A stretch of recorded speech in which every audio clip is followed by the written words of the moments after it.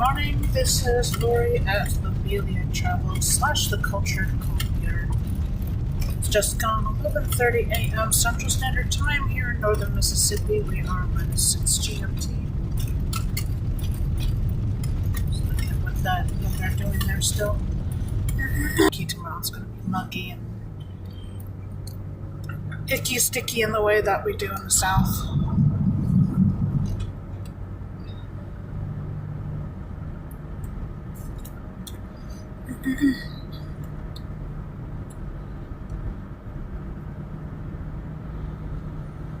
I got all my video descriptions caught up today on YouTube. Obviously not this video, but all the other ones are now caught up and scheduled, posted. A scavenger hunt the other day. I noticed a road I hadn't seen before. Went to Chihuahua Lake, and when I was going into Ponce Camp yesterday, I realized that it just might be the answer to get around the bridge closure on 178, and it turned out that I was correct. So that was exciting. I like taking the back roads. I like having another option. You know, if something happens and the freeway is not available, it's good to have another option. I'll just come down here to the Temple River. So a little bit higher than it was normally. I don't know what the broadleaf trees are in there that are very obviously designed for water. The root, the root part of the stump.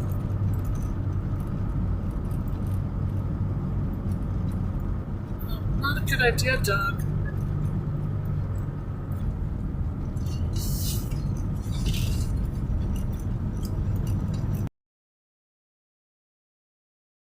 That.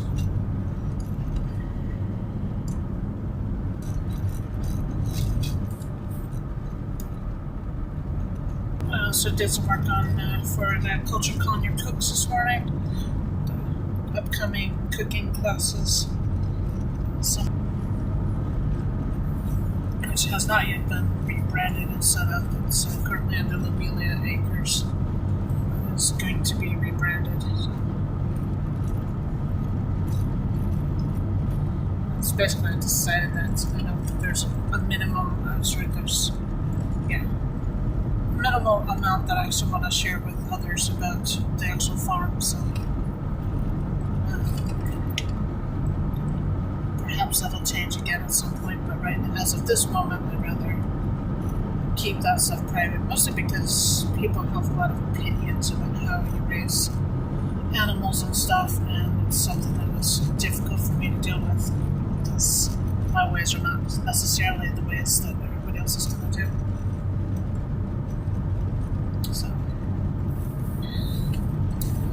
So,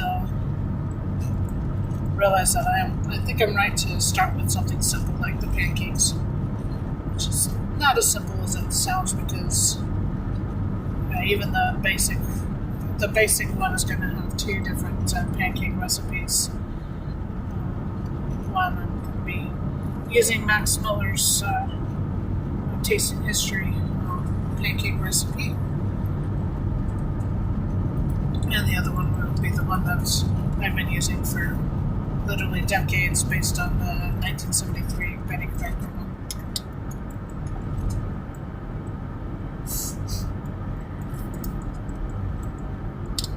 Might even be older, might even be from the older one.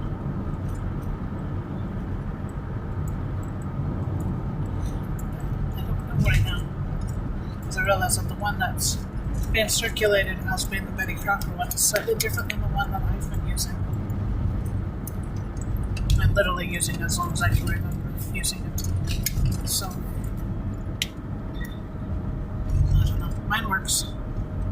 It works really well, so I'm going to stick with that one. I'm interested to try Max Miller's one, because I think that'll be good. Slightly different flavors, slightly different, healthier pancakes, which is going to include things like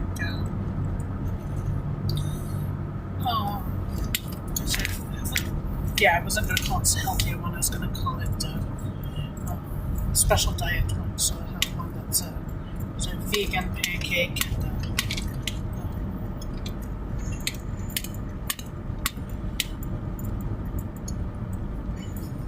trying to make sure I don't do too much in one sitting, because I realized that to have like several groups of people doing things at once, I'm going to have a lot of mixing bowls with me and stuff. You know, there's a lot of carrying around, a lot of investment costs. And I'm going to be a little bit careful on spread out that cost as much as I can.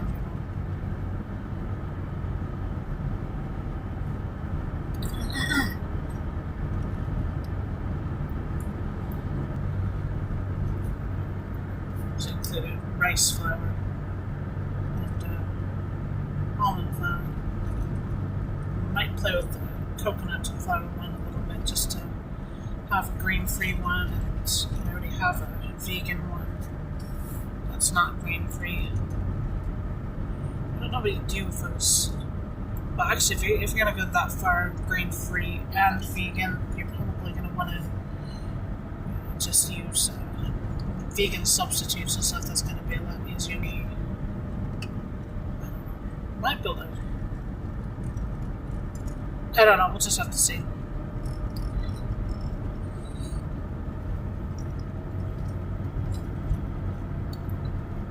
Yeah, that one might wait a little bit, because I don't know how long it's going to take to perfect it. I do already have an Icelandic class set up. Just going to practice making some skyr. Just the Icelandic cheesy yogurt culture.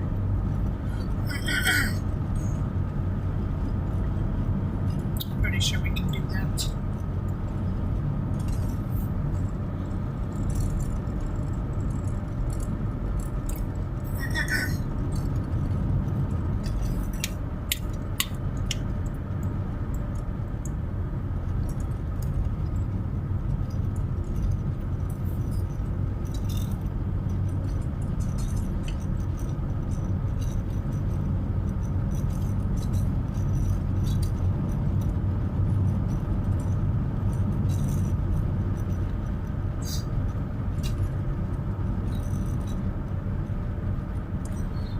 I'm kind of basically working out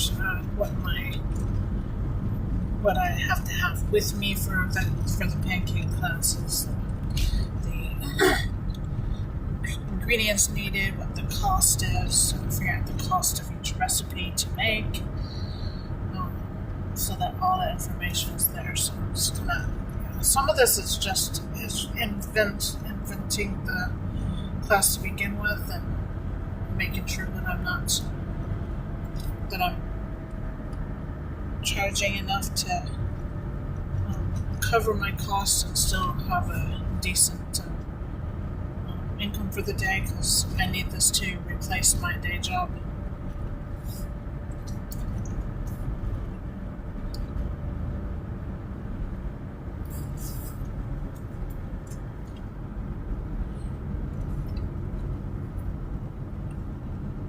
One class a day for 6 days would replace my day job. 2 classes a day would allow me to do only 3 days a week and still replace with the day job. That's where it starts becoming interesting, because then I can be also spending more time on the traveling as well. So. And I can spend more time with my family, which is the ultimate goal of this, is to spend more time with my family, to do all the mom things that I need to do, that they need me to do, and be available, which has been the thing that's been the hardest about this whole single parent thing.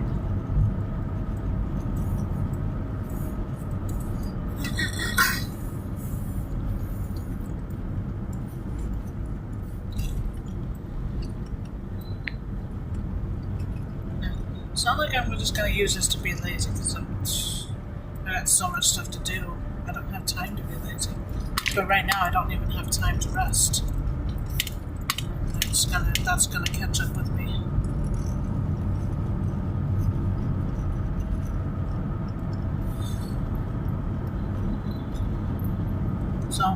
know if anybody knows about the 3.5mm jacks on these Androids, but for some reason it does not fit the same plugs as goes into the 3.5mm jack on the laptop, and I don't know why.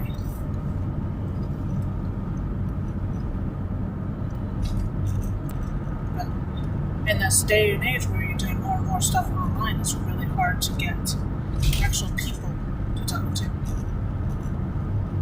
So I need to talk to a person. Just coming into Waterford, Mississippi.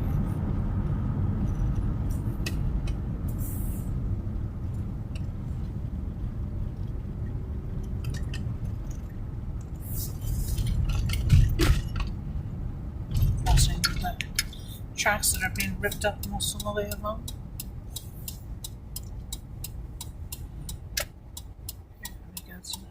Church that's no longer a church, a house, I don't know how long.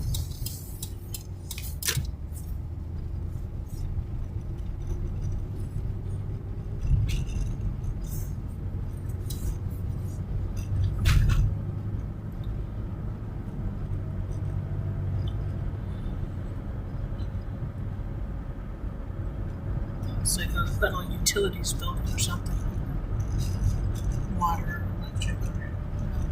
Probably water. That light pole back there, literally when it fell, it's broken in half as well, so probably it was a little bit on the rotten side.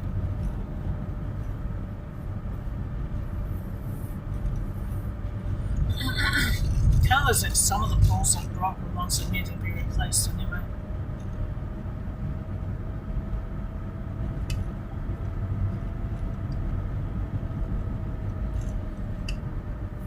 I saw yesterday that they're still working on the power in Bethlehem, Mississippi, and further north as well.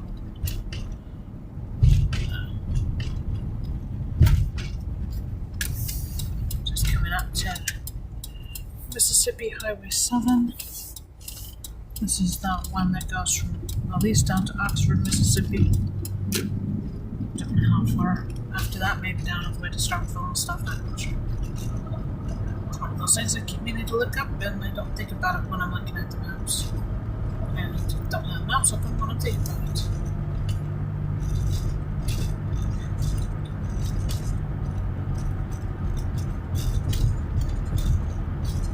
Some of those lines are still down, so I don't know if that means that the people up here are still without power.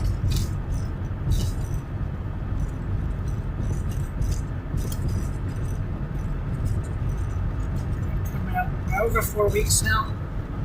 Those are still without power. It's been over 4 weeks.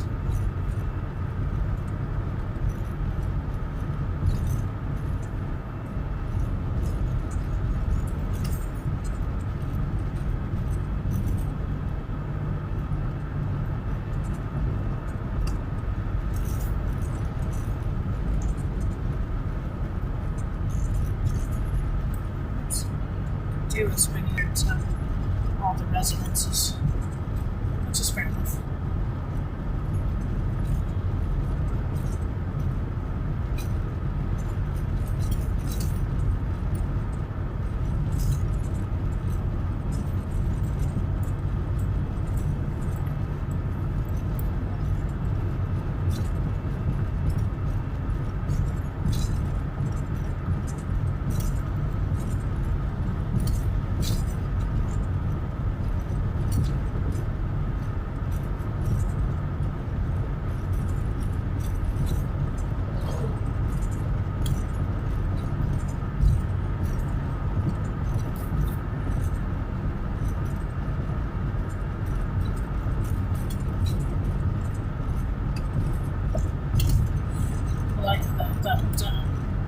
Willie Ben back there had actually a brick holding the lid down.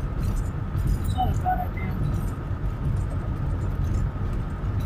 It's wild tire now. Here I'm working on picking up some of the tires because I've got use for a lot of them for raised beds and stuff.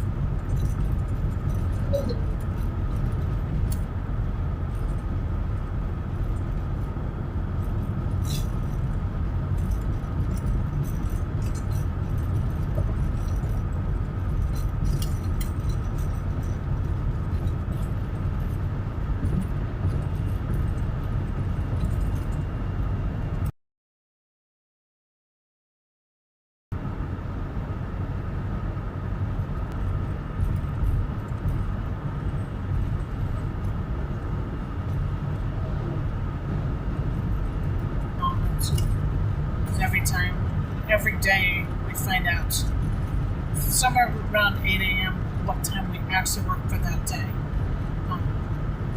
So my day shift can start anywhere between really 10 a.m. and 1:30 p.m., which is quite a big difference.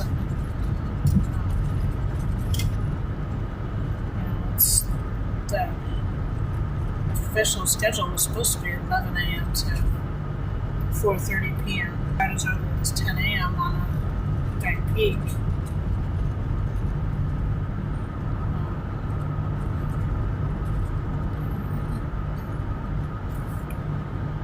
Which is, but we can start as late as 1:30, so that's a 3.5 hour discrepancy. 2.5 hours from what the stated time was of the shift. So it's really, really difficult to. The hours are unstable, not predictable, and it's really difficult. It's hard to budget for both time and budget, money and energy wise. You can't really budget for that. It's difficult. That's even beyond just the fact that it's a physically demanding job and emotionally taxing because of the conditions. So, really got to figure out something else.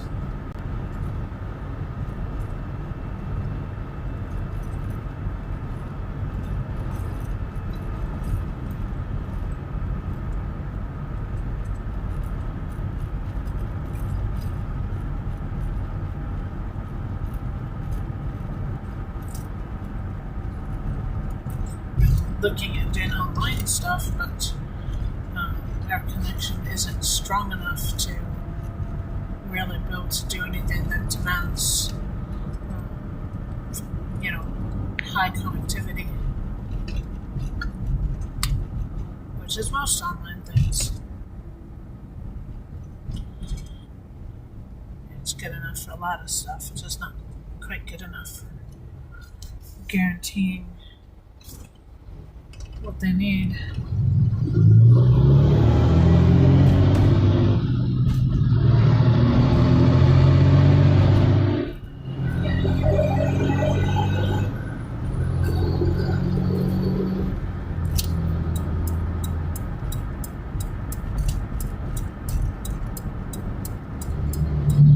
Hope he knows what you're doing. Else he's going to be losing the right lane in a minute. I'm forced to turn right. I don't know if he knows. No, I cannot do this safely until this guy goes.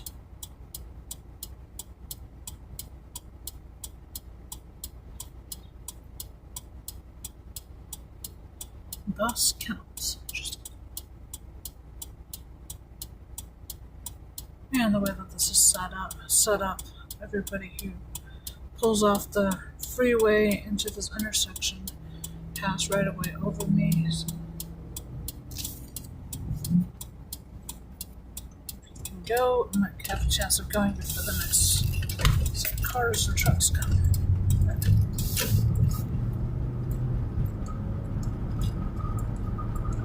It's kind of a dangerous intersection. It really needs a roundabout there.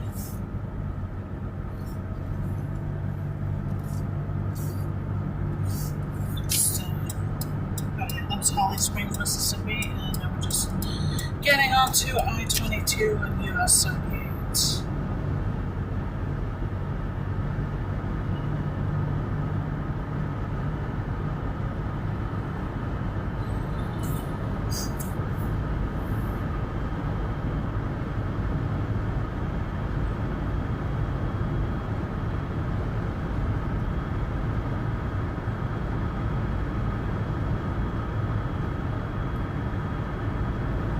26 miles to Olive Branch.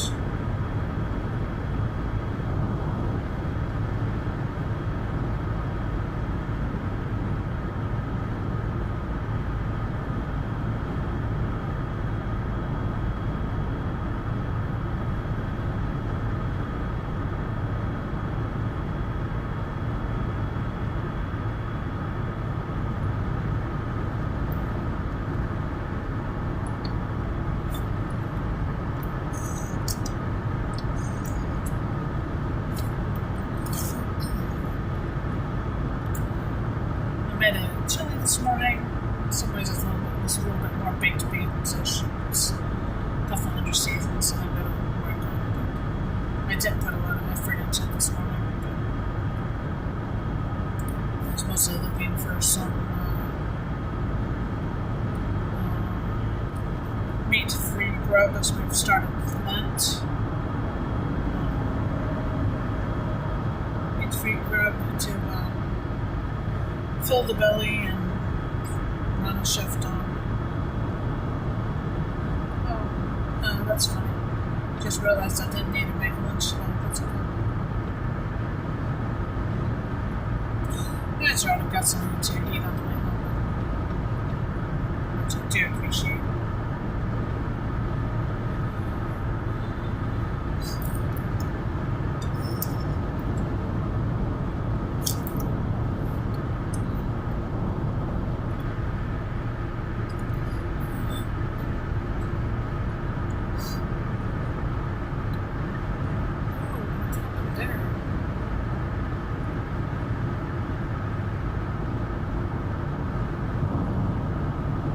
That's really weird.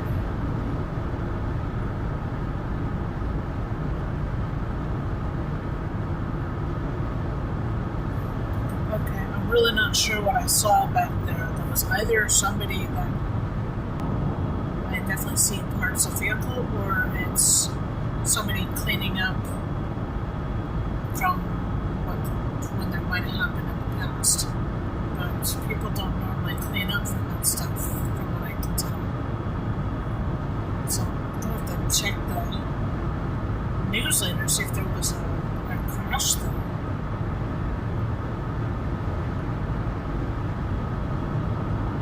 That looked pretty dramatic. So either I'll remember to look it up when I get to work, or sometime before tomorrow. Otherwise, I will probably comment about it again tomorrow. Hey, whoops, I forgot about this. Okay, come on, Oklahoma, you can move in if you want to. This nice Kia.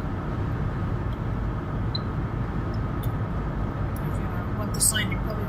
I'm not sure why they're going so slowly. They have faster speed limits on them.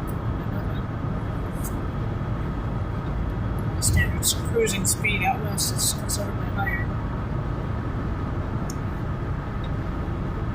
Not sure what's going on up there.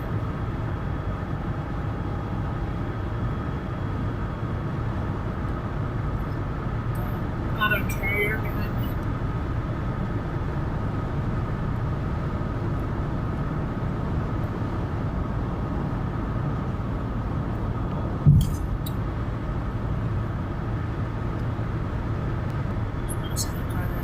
I was definitely concerned about that at first, and I did have one of my few reportable accidents.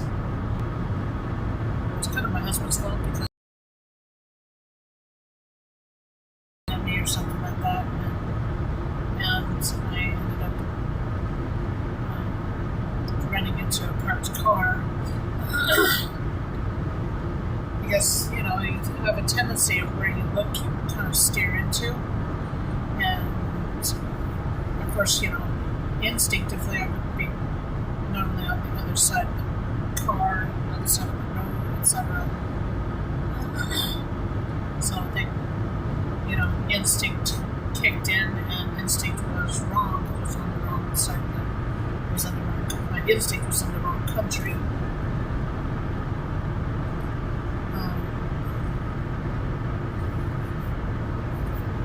It was actually more noticeable when I went over to France and drove there, and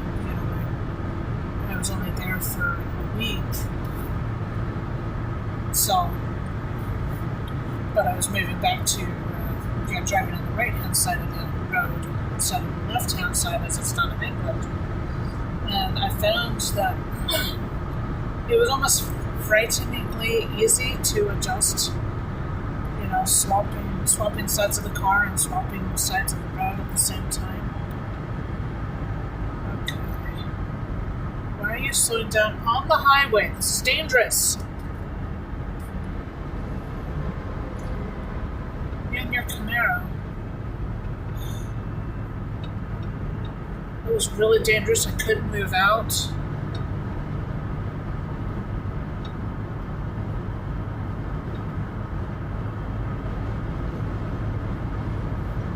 Dangerous. So I found it was so easy to adjust. And then I went back to England again. I adjusted almost instantly back. Now the one thing that's a possible problem is lane position. Because you're going from being on the right hand side of the car to the left hand side of the car and so the way that I adjust for that is to adjust my wing mirror so that it looks down on the side of the car so I can see the side of the edge of the road better, and that really helps to compensate for instinct when you're swapping sides of the road. I did, however, just decide that because it was so easy to swap sides of the road, that I never want to just swap one thing. I've got to swap both the sides of the road and the sides of the car. I think it'd be really dangerous for me just to do one or the other without both.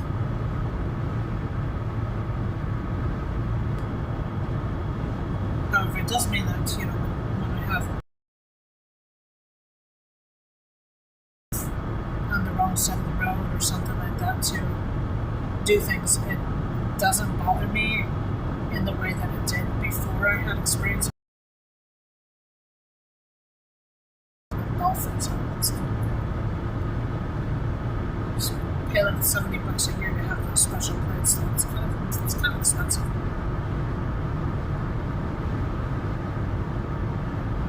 It's twice the price of the plates.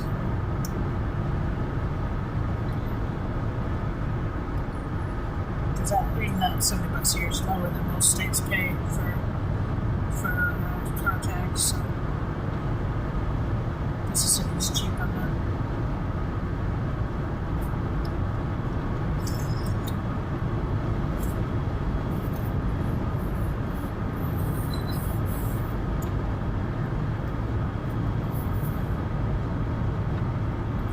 And even when I have dreams or I remember a certain place, and I remember driving there, dreaming of driving there. It's about 50-50 whether I'm on the correct side of the road in my brain at the time. It's kind of weird. It's like my brain is ambidextrous.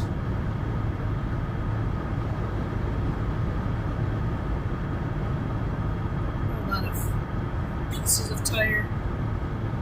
I'm noticing them because the fact that I can use tires for raised beds, and I've got some further ideas on how I'm going to make that work. It's kind of cool.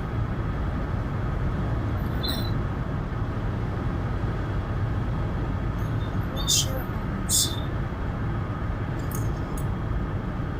Actually, because it's in this country, it's really Wilshire, which is not how that's pronounced in the UK ever, except the word Shire itself. It's the only time to say Shire. Every other time it's Wiltshire,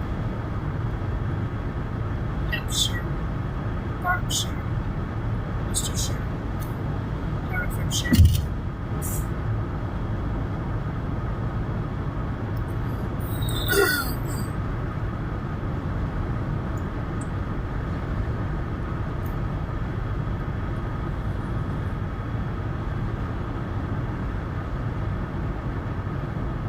Over there for over a decade, and I technically came of age in Wisconsin, where I was at that time, but spent most of my young adulthood in Britain.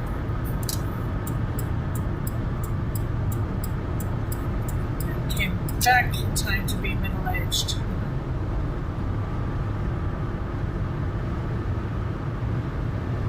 Kind of weird.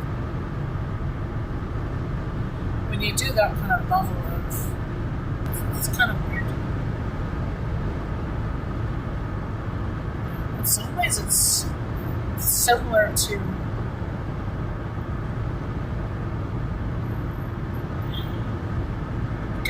make a Tolkien reference. Hopefully, won't get in trouble for it. But when Bilbo comes back from the mountain, of the rings, and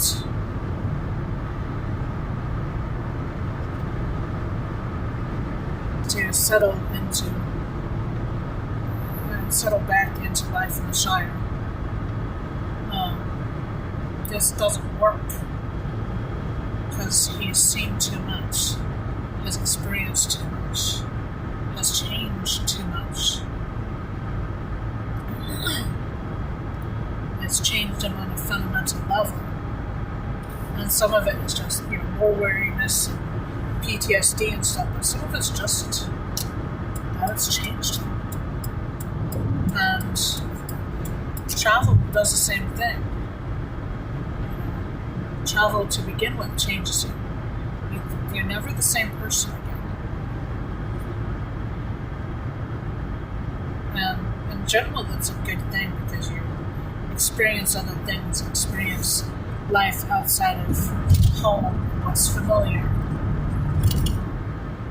You learn to be a little bit more flexible and resilient.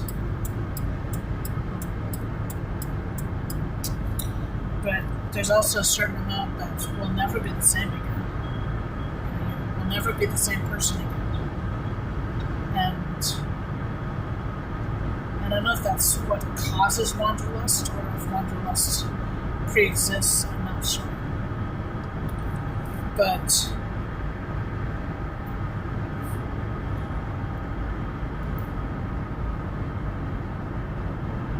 just trying to see what everybody's doing. If we come up to the 269 interchange, which when we lose I-22 under the bridge up here. But having lived in another country, especially for the length of time that I did, it's kind of like the whole thing again, but amplified a great deal, It really does change who you are. That's why dating profiles, I actually call myself Anglo-American to come from. They just basically add the fact that I'm no longer just American, I'm also British. I don't have a British passport or citizenship, but I have the experience of having lived there for, like I said, over a decade and a half. And, there's a whole half generation spent there that has changed and formed my personality, my worldview, my understanding of things. There are things that happen in the U.S. that I only knew from a British point of view, or I knew as an American living in Britain point of view. 9/11, for instance, happened when I was over there, and for that it was definitely an American living in Britain point of view. But with the financial collapse of 2008, I didn't have really an American view of that at all because I was in England that whole time, and so I had only the British point of view, really. Watching the newer series of Doctor Who, especially the first few seasons of it, I was watching as a British person.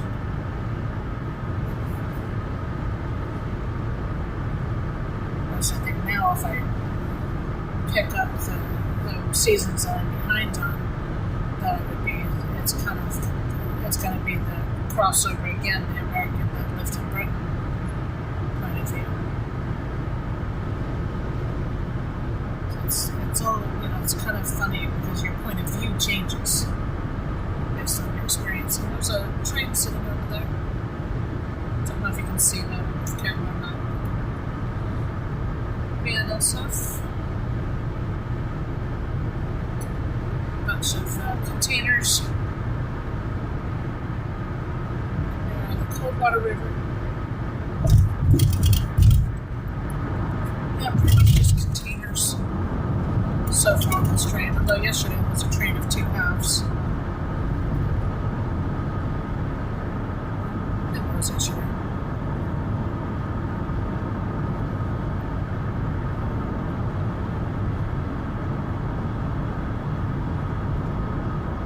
Just coming into Bethlehem Rd.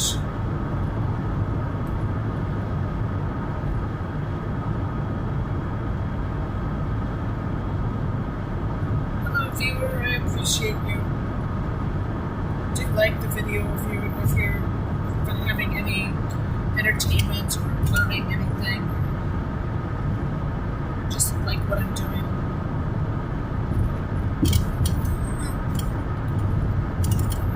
First of the Olive Branch water towers is up ahead. It's a big of the soda and what I don't really feel like going on. So no, maybe after this pickup passes anyway.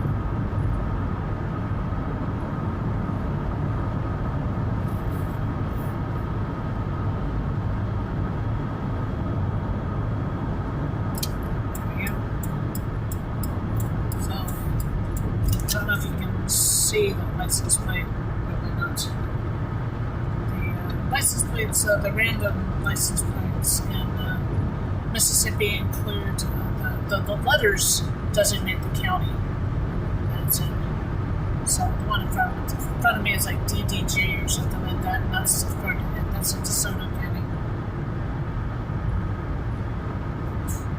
And the black plates, they have the letters as the second instead of the first one.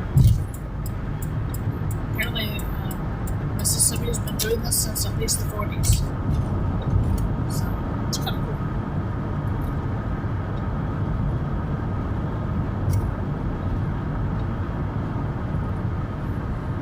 So, when we moved to Marshall County, I got a new plate because there was a new random for Marshall County instead. So, DC9 is also DeSoto.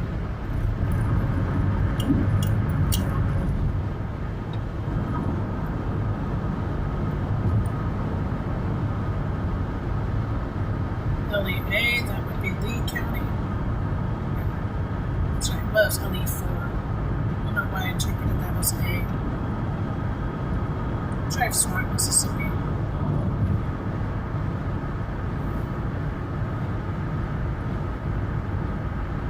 I can imagine that being basically the same message all across the country. I don't know if I don't know if that's DOT specific helping with those messages out. Interesting to find out. I'm just coming up to my exit here. And probably the exit I might do on this evening. I might head back. Depends on how I feel. That'll be about 4:45 probably ish p.m. Central Standard Time. It's just past 12:15 now.